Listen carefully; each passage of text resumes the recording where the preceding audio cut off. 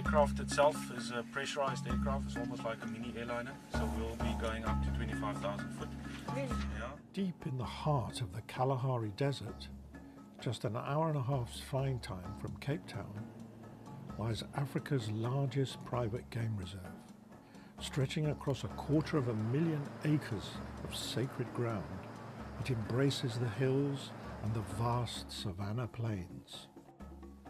This is Twsalu, meaning new beginning, set within an undiscovered wilderness known as the Green Kalahari. The Motsi is an exclusive haven, accommodating a maximum of 28 people in search of a truly private adventure.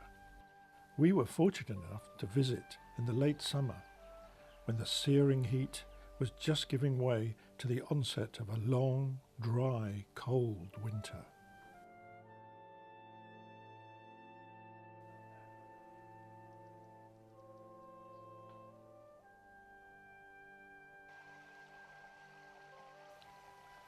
This is no ordinary safari lodge. It's been perfectly matched into the natural surroundings, whilst providing an extraordinary level of service to its guests. Each villa provides all the comforts of an exclusive suite, with extras that only nature can provide, for it's home to many of the world's endangered species of animals, and you literally become as one with them as your stay unfolds.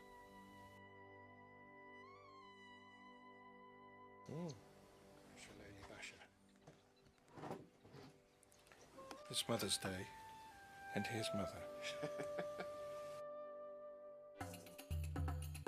Each day at 5 a.m, our dedicated guide and tracker were ready to take us on an adventure of a lifetime. Our first encounter was with a herd of white rhino, just 5 of 20 left in the world.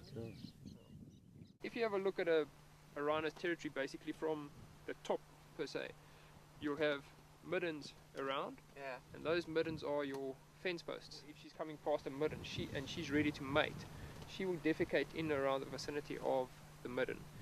The scent of the dung will tell the territorial bull that she's in estrus and she's ready to mate. And then once she has urinated, defecated, etc., he will actually track her down, find her, and if she is still within his territory, and then potentially mate with her.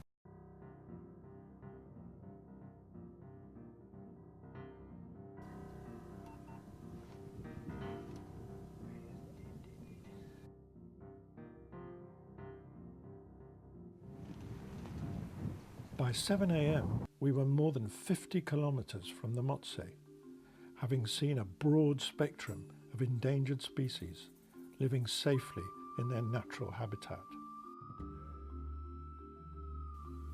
There can be nothing more thrilling than to come across a pride of Kalahari lions on their way to the watering hole. In our open-sided Land Rover, we could feel the tension within the pride and share the young cubs' happiness as they frolicked by the waterside. One of them is left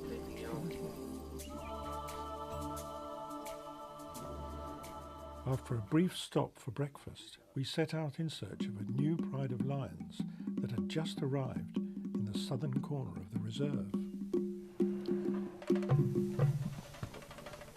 We were able to get astonishingly close to the animals that were just finishing off their breakfast of fresh roebuck. Our guides nervously instructed us to be very still. It's carried by the wind and it moves to trees of the same species in the area. And it's basically telling them that, listen, I'm being browsed on here, push up your tannin levels. So 95% if you watch giraffe feeding, they always feed into the wind. Ready to take over. Do you understand that? Do you understand that?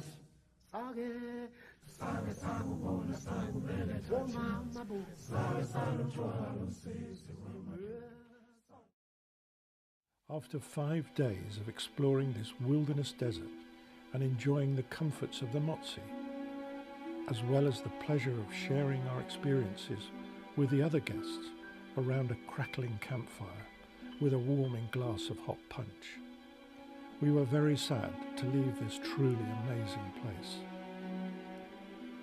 It's a perfect example of the dedication of the Oppenheimer family to opening up their land in South Africa to the world, so people like us could have a fleeting glimpse of nature in the raw.